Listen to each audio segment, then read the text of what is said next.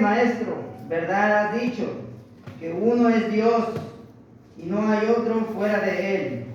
Y el amarle con todo el corazón, con todo el entendimiento, con toda el alma, con todas las fuerzas, y amar al prójimo como a uno mismo, es más que todos los holocaustos y sacrificios. Jesús entonces, viendo que había respondido sabiamente, le dijo: no estás lejos del reino de Dios. Y ya ninguno osaba preguntar.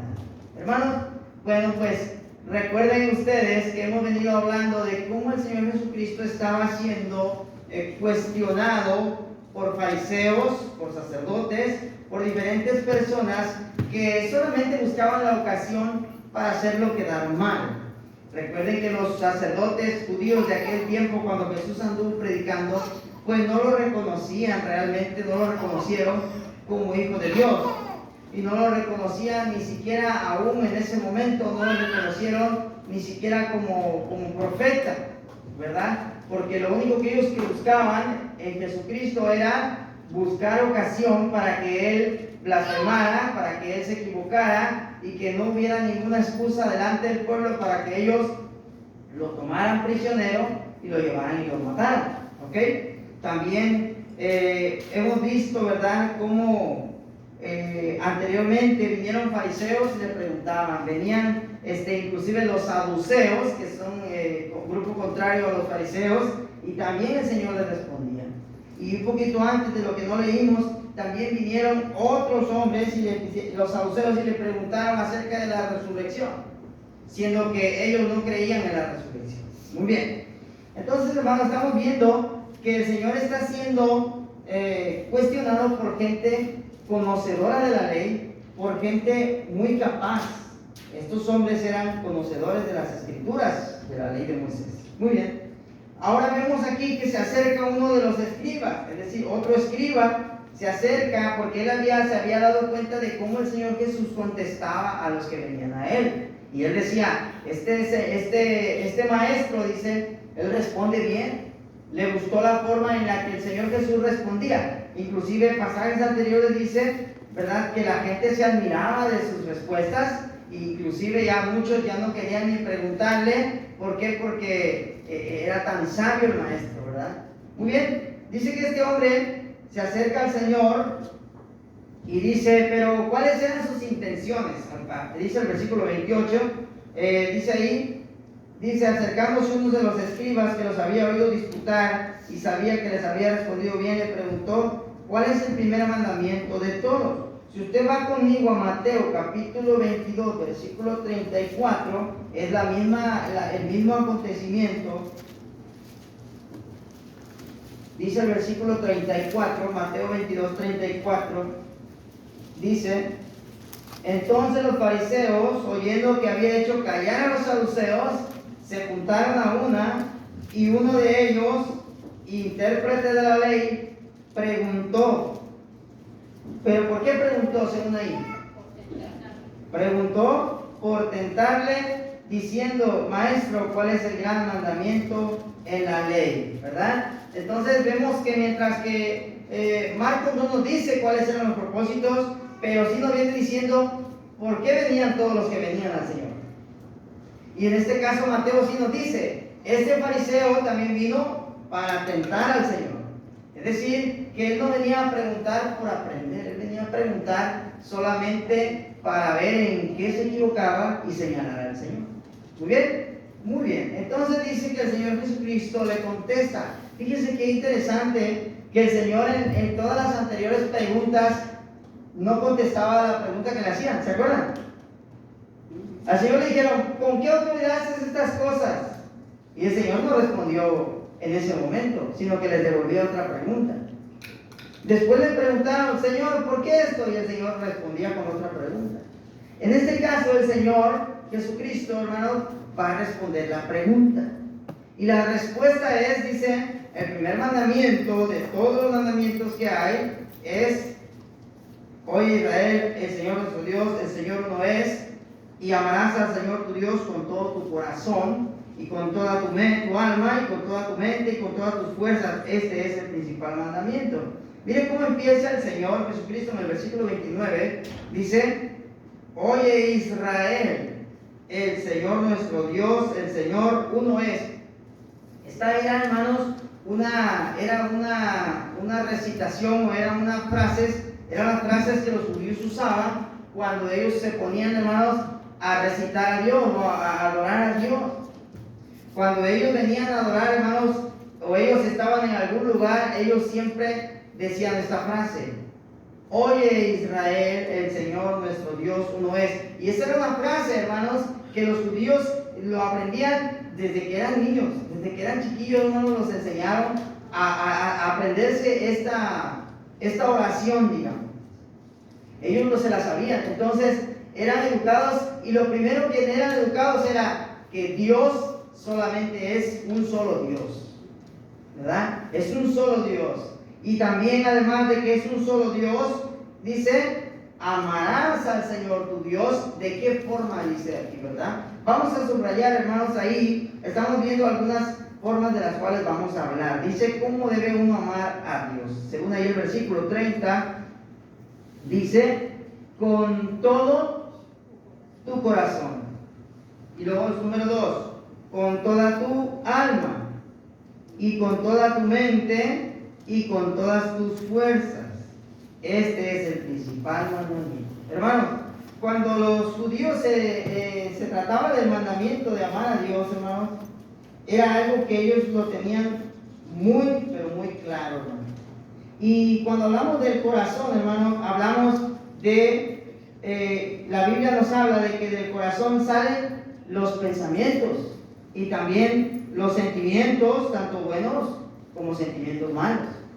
Entonces, también, hermanos, cuando la Biblia nos habla del corazón, nos habla de que sea con una verdadera entrega, ¿sí? Con una verdadera sinceridad, ¿ok? Es decir, que no puedes tú estar, imagínate que tú le dices tú tienes a tus hijos no les puedes fingir el amor, ¿verdad que no, hermanos? El amor que uno tiene por los hijos es un amor sincero, es un amor real, hermanos. Y eso uno lo puede sentir muy dentro de su ser. Cuando uno ve a sus hijos, uno los ve y uno puede, toda su mente, todo su ser, uno está entregado totalmente a su hijo, a su hija. Y aunque ese hijo, por ejemplo, se porta mal muchas veces, esos sentimientos y esos pensamientos acerca de tu hijo nunca cambian, ¿verdad? Porque es tu hijo, porque muy en tu corazón, muy dentro de ti, todo lo que tenga que ver con él es sano, hermanos. ¿Sí me entienden? No sé si me voy a explicar. Amar a un hijo, hermanos, es amar con el corazón. Es el mejor ejemplo que podemos poner. ¿Ok? Entonces, tiene que ver, hermanos, con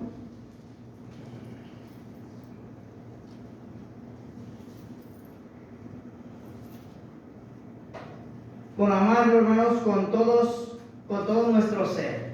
¿Ok? Ahora, cuando hablamos del corazón también, hermanos, hablamos de sinceridad, hablamos también de transparencia. Es decir, que lo que nosotros le demostramos a nuestros hijos por el amor que le tenemos no es algo que sea fingido, no es algo que sea nada más para aparentar, porque es con todo el corazón. ¿Ok? Muy bien. También dice aquí amar con el corazón, y luego dice amar con toda el alma. Y el alma, hermanos, aquí la palabra que se usa para alma tiene que ver, el significado es con todo el aliento. Cuando la Biblia usa la palabra alma, esa palabra significa con todo el aliento, es decir, con todo tu espíritu, con todo aquello, hermanos, que inclusive nosotros no podemos ver físicamente, pero que sabemos que dentro de nosotros existe. ¿Ok? Con todo nuestro espíritu, con toda nuestra alma, hermanos. También el alma tiene que ver con la razón, tiene que ver con la conciencia. Es decir, que ellos cuando amaban a Dios, ellos sabían que tenían que hacerlo no solamente físicamente, sino que dentro de ellos, en sus conciencias, en su espíritu, todo se entregaba totalmente a Dios. ¿Ok? Eso se refiere cuando dice con toda el alma. Además también nos está diciendo con toda la vida, con todo el aliento, con toda la vida. Es decir, cuando la Biblia habla, cuando un judío escuchaba amar a Dios con toda el alma, significa amar a Dios hasta tu último aliento. Es decir, que el amor a Dios no se acababa después de 5 años o después de 10 años, sino que el amor a Dios, un judío lo entendía muy bien y lo entendía que él iba a amar a Dios hasta el último de sus alientos, hasta el último respiro. Eso sí, esa es la palabra que se utiliza para alma, el aliento, que en otras palabras también, en otra palabra es pneuma, que significa con todo tu ser, con todo tu espíritu. ¿Ok? Muy bien, hermanos. Entonces, también dice lo tercero, con toda tu mente y con todas tus fuerzas. Cuando usa esta palabra tu mente y con todas tus fuerzas, hermanos, se está refiriendo a toda tu capacidad. Es decir, con todas tus fuerzas, que hasta dónde tú puedes hacerlo, hasta dónde tú puedes lograrlo. ¿Ok? Por ejemplo, vamos a poner un ejemplo. El hermano Pablo, vamos a ponerlo de ejemplo, hermano, si me permites, sin afán de vender. El hermano Pablo podría demostrarle su amor a la hermana Margarita, de diferentes maneras. Pero por ejemplo, si la hermana está lejos, se quedó, no sé, se quedó tirada en algún lugar, pero el hermano le ama, el hermano, ¿qué podría hacer él por ese amor que él siente por ella? ¿Qué cosas podría hacer él al ver esta situación? ¿Qué podría hacer? Eso, tomen en cuenta su condición del hermano, ¿verdad? Es un ejemplo de la vida cotidiana, la condición en la que él está. Buscar ayuda a un, no sé, familiar, hermano. Buscar ayuda, ¿ok? ¿Qué otra cosa podría hacer? Ir a buscarla. Aunque no ande en carro, aunque no pueda caminar, pero puede moverse de alguna forma. ¿Ok? Entonces, ¿se imaginan, hermanos, imagínate que tú, hermana, te quedas varada y el hermano no solamente habla por teléfono a alguien, no solamente busca la forma de que alguien te auxilie, sino que además el hermano va a como él pueda, aunque con las sillas de ruedas, pero él quiere llegar hasta donde tú estás para ver en qué puede ayudarte. Porque hasta ahí le dan sus fuerzas, a lo mejor eso es lo máximo que puede hacer, ¿verdad? Ahora, ¿qué pasaría si el hermano, bueno, ojalá y que se fuera, ¿verdad? Primeramente Dios, pero si el hermano no tuviera esa condición y el hermano recibiera la sanidad, primeramente Dios, y el hermano pudiera caminar, y sucede la misma situación, ¿va a tener más capacidad de hacer algo por la hermana? Sí, ¿como qué cosa podría hacer? Hermana Reina. Pues igual, hermano, buscar ayuda con los demás o irse caminando. Irse caminando, podría correr, ¿verdad? Podría correr, inclusive podría tomar las llaves del carro e irse por la hermana. ¿Sí? Entonces, la capacidad del hermano son distintas. Y a lo que me refiero con esto, hermanos, es que cuando la Biblia dice con toda tu mente y con todas tus fuerzas, es que a veces nuestras capacidades no son las mismas, por ejemplo, al principio, que nuestras capacidades dentro de 5 o 10 años. Por ejemplo, mucho se ha dicho, ¿verdad? El hermano ponía el otro día unas fotos de cómo la iglesia de Cristo, cuando inició en este lugar, cómo ellos servían. ¿Cómo empezaron, hermano Meli, cuando empezaron esta congregación?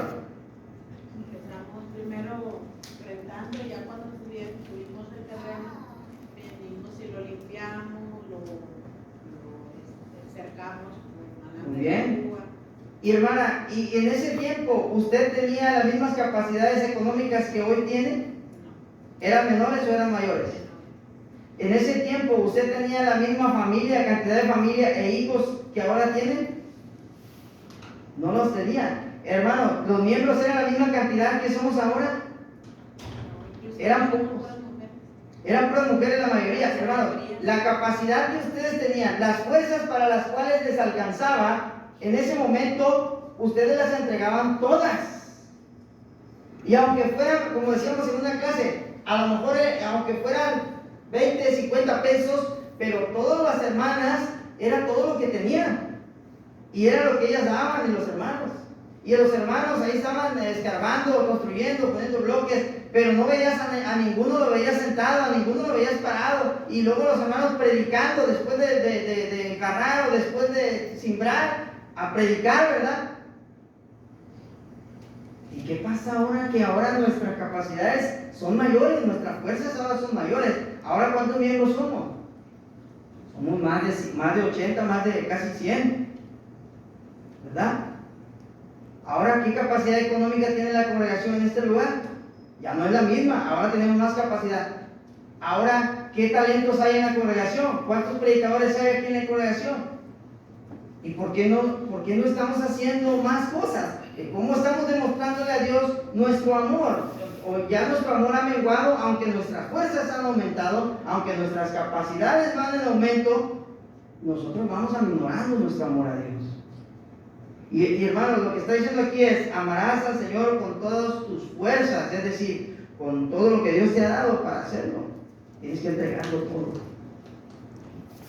Eso es lo que está diciendo. Y era así como los judíos lo entendían, hermano, y ellos lo entendían así. Muy bien. Y este es el principal mandamiento. Entonces, la manera en cómo amaban a Dios era con todo el corazón, es decir, con el pensamiento, con el sentir verdadero, con sinceridad, ¿sí? Sin hipocresía. ¿Qué más? Dijimos, con toda el alma, es decir, hasta el último aliento, con todo nuestro ser interior, con una conciencia sana, ¿ok? Y además también con toda nuestra mente y con todas nuestras fuerzas. Esto indica con todo lo que Dios nos ha dado a la mano para hacerlo, ¿ok? Muy bien. Ahora dice, este es el principal mandamiento. Después del segundo mandamiento es semejante y dice: amarás a tu prójimo como a ti mismo. No hay otro mandamiento mayor que estos. Ok, el segundo mandamiento es: amarás a tu prójimo como a ti mismo. Fíjese, hermano, lo primero lo que a mí me llama la atención aquí es que la palabra que usa no dice ama, dice amarás. Y es que, hermanos, el amor, ahí nos da a entender, hermanos, que el amor debe ser siempre, hermanos. No dice ama y a veces poquito o a veces más o menos, o ama a quien te caiga bien. No dice nada de eso. Es ama a tu prójimo como si fueras tú mismo. ¿Cómo nos amamos a nosotros? A ver, vamos a poner algún ejemplo. Hermano Jorge, ¿tú te amas a ti mismo? Sí, hermano. ¿De qué forma te lo demuestras? Dime un ejemplo de la vida cotidiana. Pues proveyendo para mis necesidades. Ok. Cuando te da hambre, Voy como. come, ¿verdad? Sí. Entonces provees para ti. ¿Qué más? Hermanos, ¿algún ejemplo de amor propio? Cuidando nuestra salud. Cuidas tu salud, ¿verdad? Si te empieza a doler algo, te empiezas a ir al doctor rápidamente para que te cure, ¿verdad? Para que te dé algo. Si te lastimas el pie o algo, haciendo alguna actividad o algo, o trabajando, pues rápidamente, ¿no? Te curas, porque te amas a ti mismo, porque no quieres que te pase nada malo, porque quieres estar bien, ¿verdad? Muy bien. Entonces, vean las formas en las que uno se demuestra el amor a uno mismo. Otras nosotros podemos decir, por ejemplo, las mujeres pueden decir: bueno, pues yo me amo a mí misma en que yo cuido mi aspecto, cuido mi rostro, cuido mi salud, hago ejercicio, como saludable, ¿verdad? ¿Verdad más? ¿Qué más? Si me gusta un vestido, me lo compro, hago la lucha hasta que me lo pueda comprar. Total, uno se demuestra el amor a uno mismo, de muchas maneras.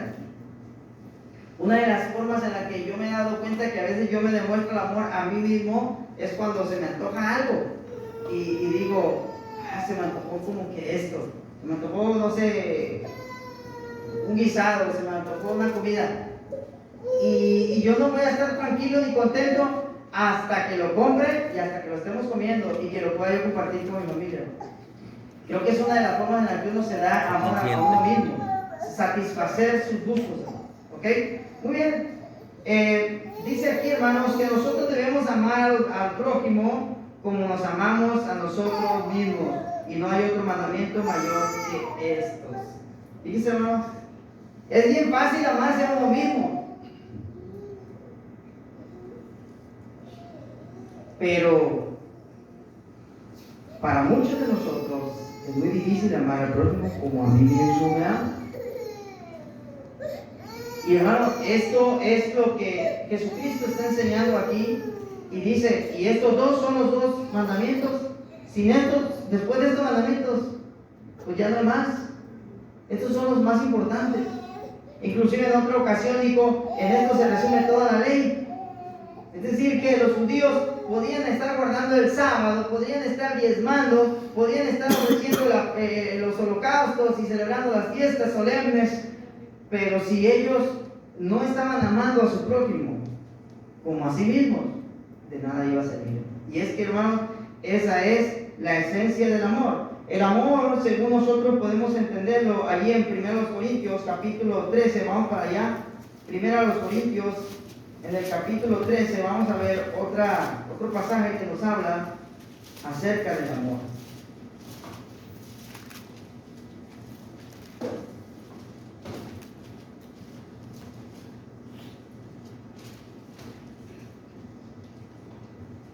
Dice, ¿qué es lo que uno puede hacer por amor, hermano? Mire lo que dice el capítulo 13, versículo 1.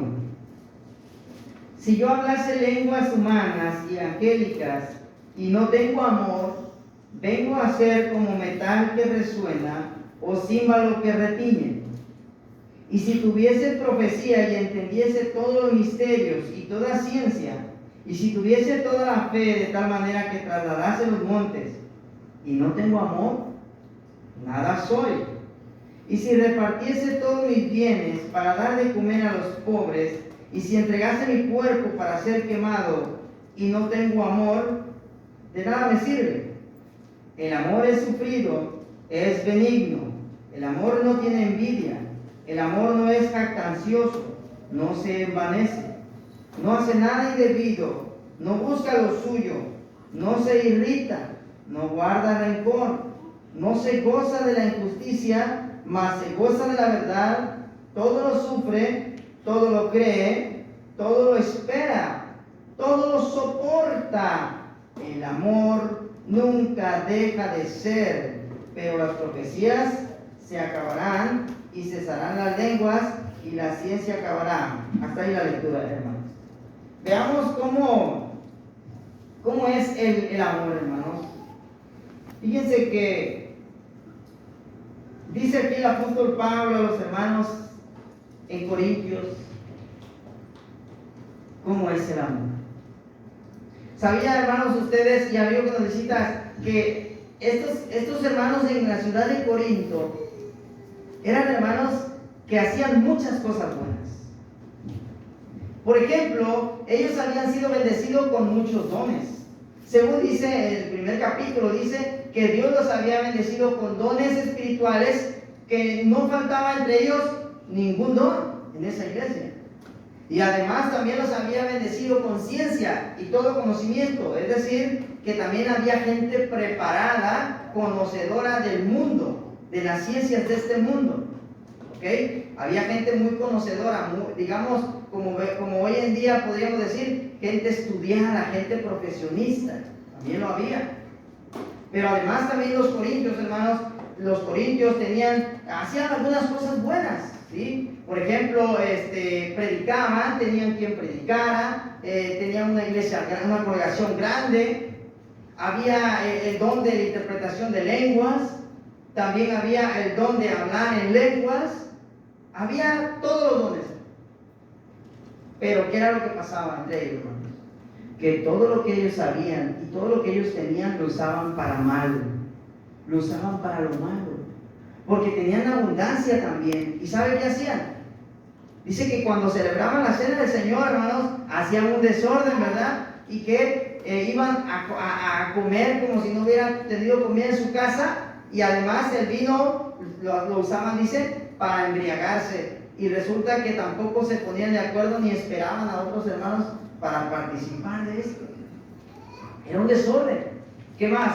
Cuando estaban en la congregación, según en el capítulo 14, usted lo va a poder leer en su casa, dice que cuando estaban reunidos como iglesia, hermanos, dice que uno se paraba a predicar y después otro lo interrumpía y empezaba a hablar, y luego después decía otro, oiga, yo también quiero hablar, y empezaba a hablar, y luego venía otro y decía, yo también quiero predicar, y empezaban a hablar todos los hermanos. Y se hacía un ¿qué? Un desorden. Y además no solamente eso, sino que también, hermanos, lo querían predicar en otras lenguas que ni siquiera los que estaban ahí hablaban esas otras lenguas. O sea, era un desorden, hermano. ¿Qué más? Los que hablaban en lenguas y los que interpretaban las lenguas se creían superiores a los otros que no tenían ese don. Si el hermano Jorge, que estaba en la ciudad de Corinto, tenía el don de interpretación de lenguas, él se creía que era mayor. Y el otro que no tenía ese don se sentía menor. Entonces estaban haciendo, hermanos, un descontrol con los talentos que Dios les había dado. Además de todo esto, en esa iglesia de la ciudad de Corinto, hermanos, estaban permitiendo un montón de cosas que no eran permitidas por Dios. ¿Ok? Entonces el apóstol Pablo en ese contexto, hermano, le dice, hermano, ¿de qué sirve hacer tanto? ¿De qué sirve tener tanto conocimiento?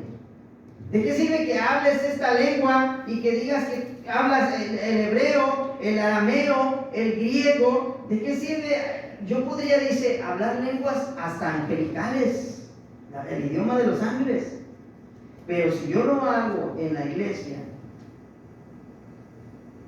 sin amor o por amor, ¿a quién es el amor, hermano? Primeramente, ¿a quién es el amor, hermana Nora? ¿Para quién es el amor? A Dios, y en segundo lugar, a los hermanos. Ya lo estamos viendo.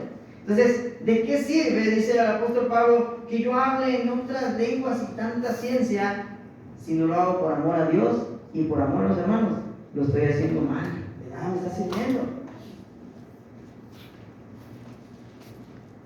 De manera, hermanos, que el amar a Dios tiene que ver con hacer las cosas, pero hacer las cosas de buena manera, con buenos propósitos.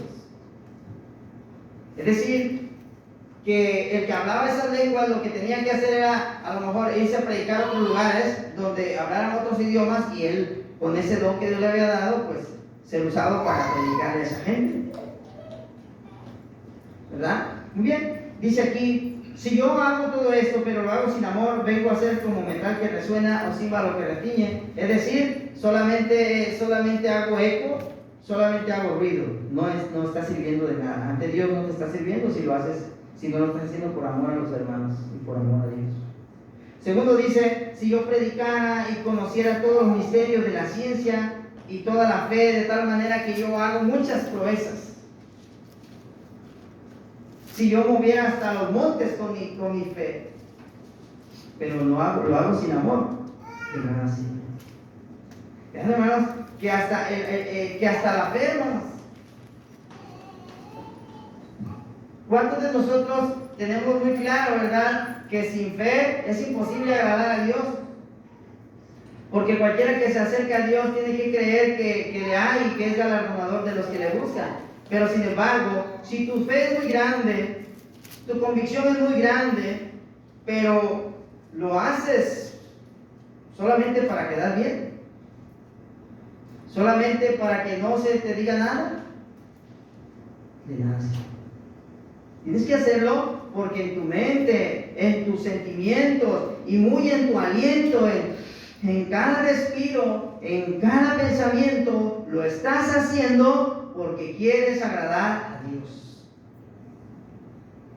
Hermanos, por eso muchas veces habemos cristianos que venimos a adorar a Dios y estamos adorando, pero se puede ver, hermanos, que no está entregado totalmente a la adoración.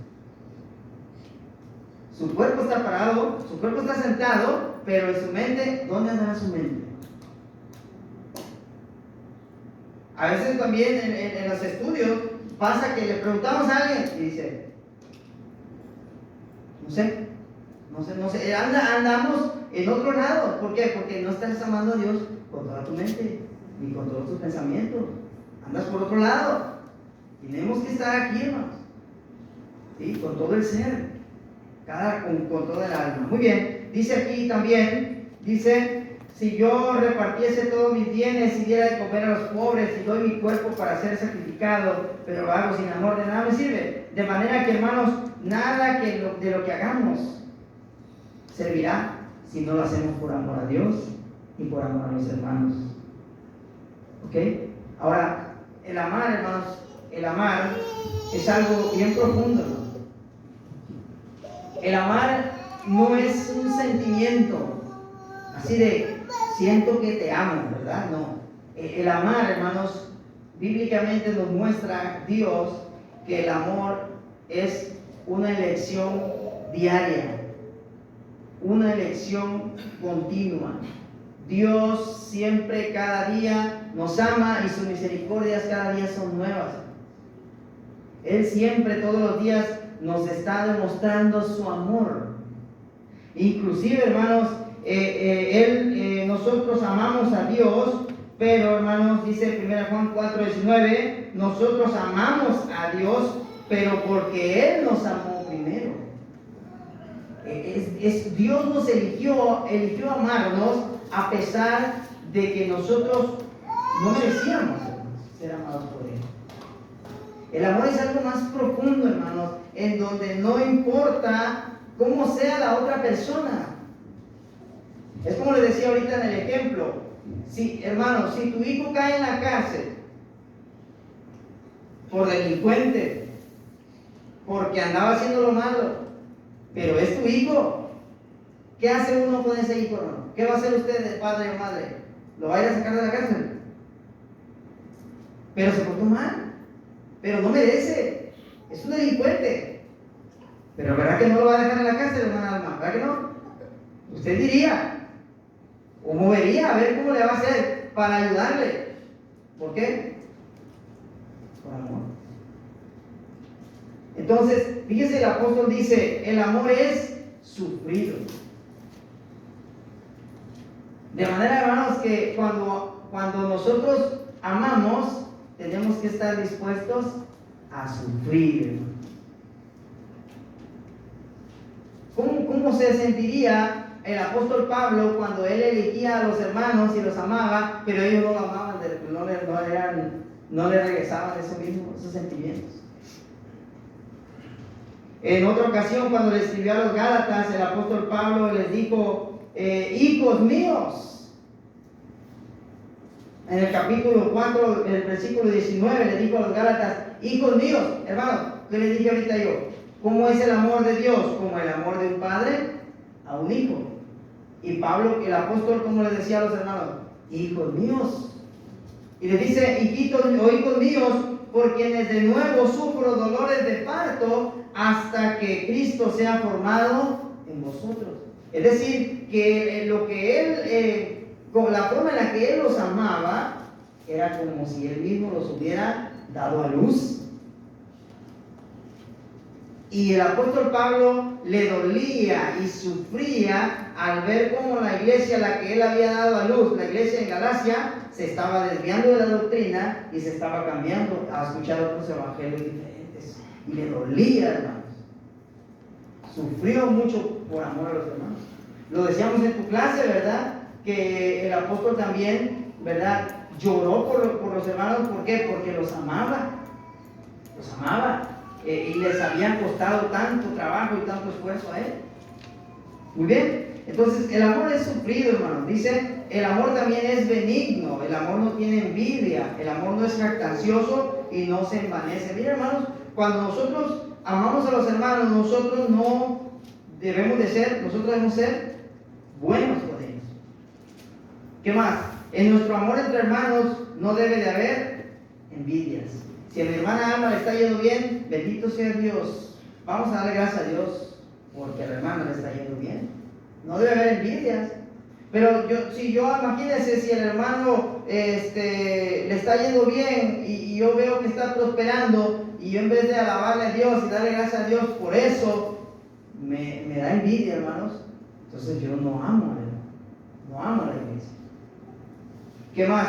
El amor no es jactancioso y no se envanece. Es decir, hermanos, que no buscamos, el amor no busca glorias ni busca halagos. El amor sincero, genuino del amor de Dios, hermanos, es un amor sin, ¿cómo se le dice? Sin afán de que le devuelvas algo del amor de vuelta para atrás. El amor de Dios es así.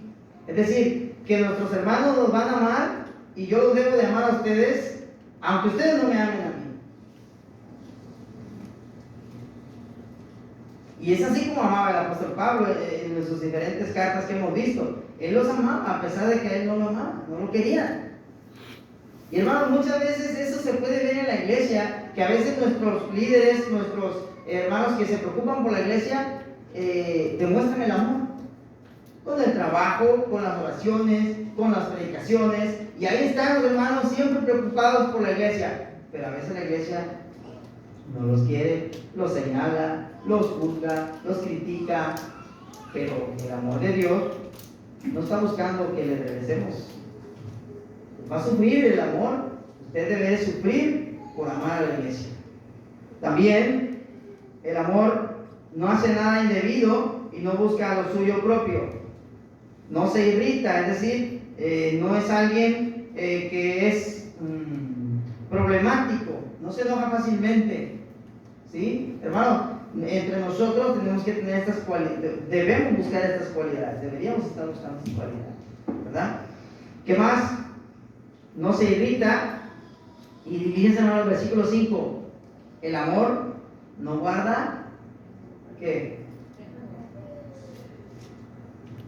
¿Cómo vemos eso, hermano?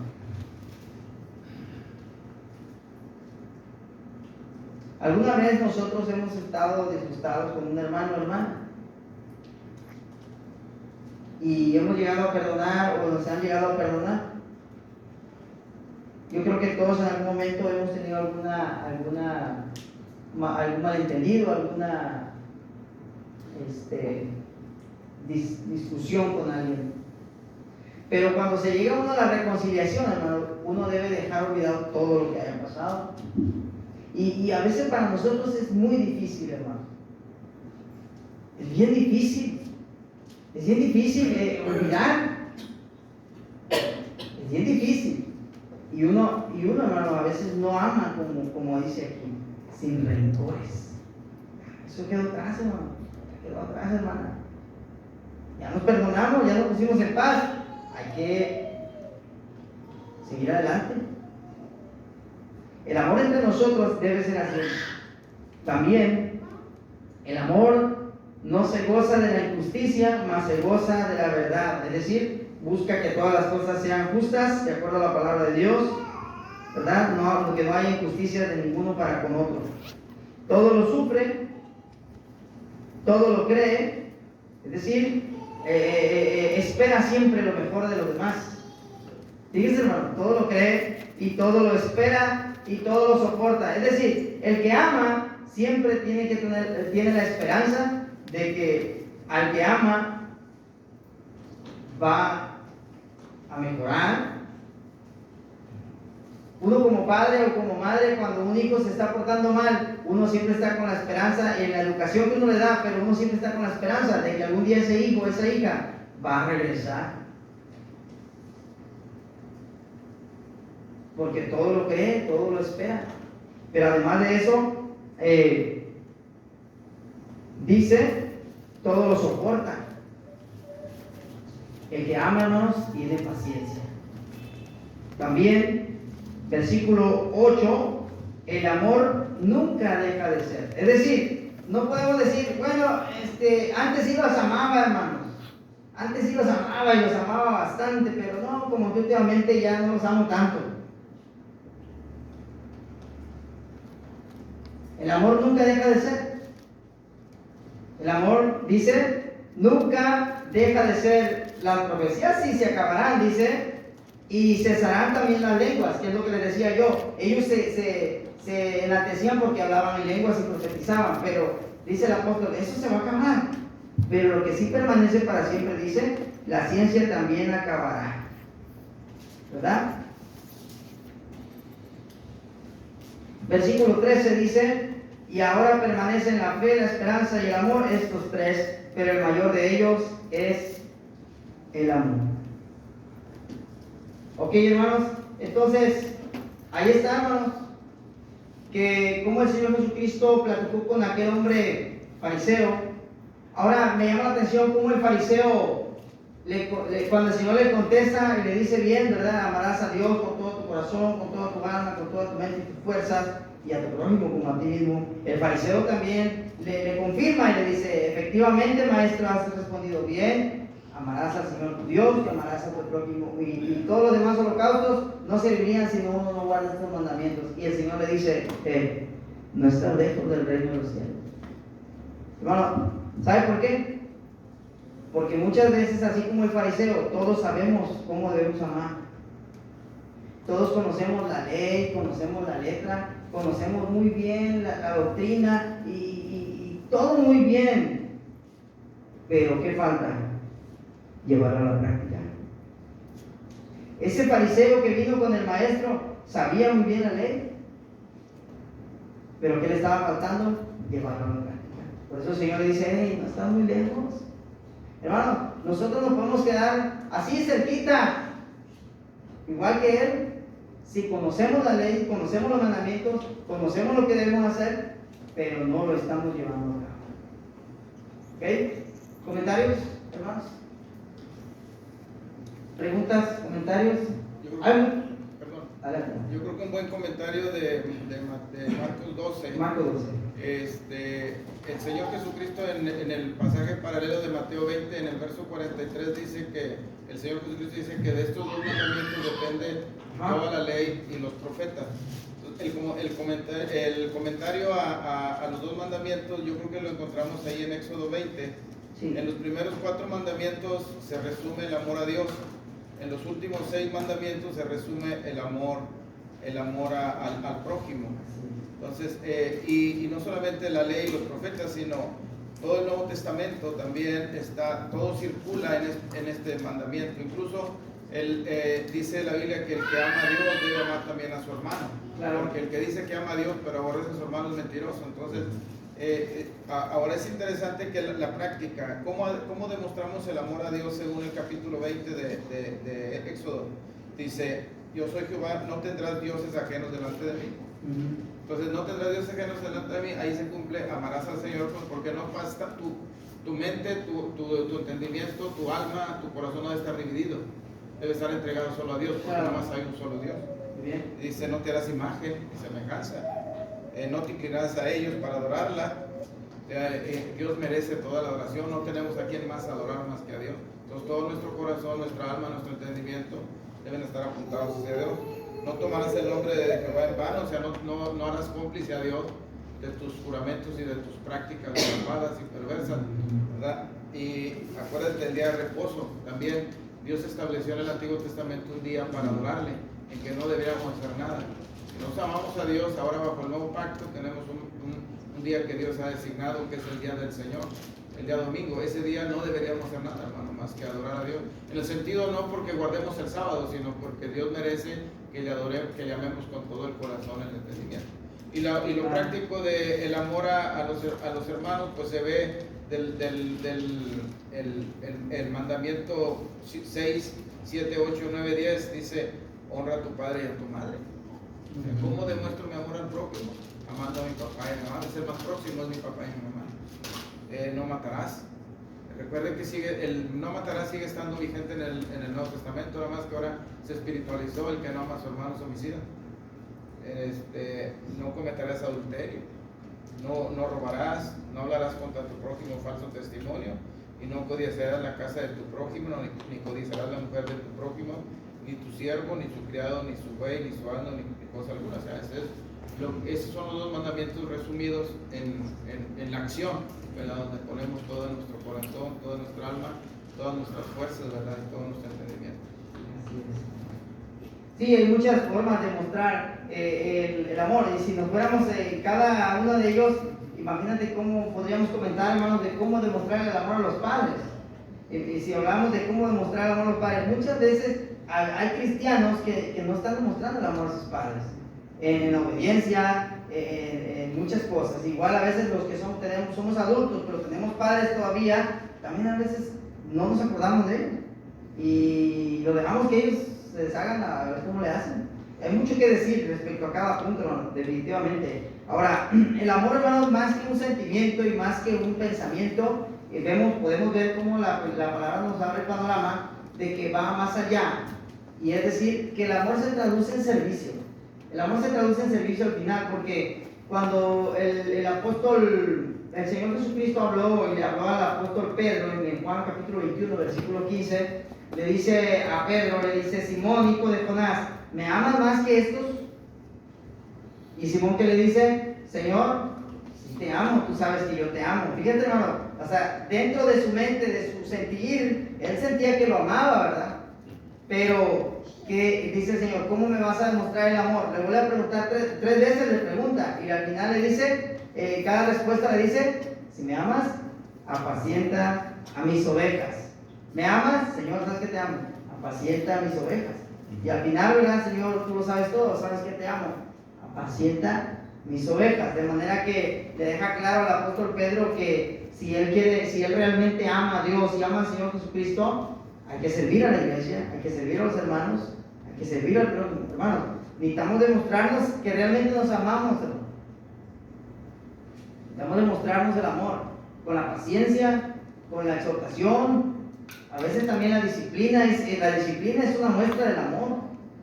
Si un padre no disciplina a un hijo, entonces dice la Escritura, ¿verdad?, en el libro de los Hebreos, que no le ama. Entonces ese hijo va a quedar como un bastardo porque nadie se preocupa por él o por ella.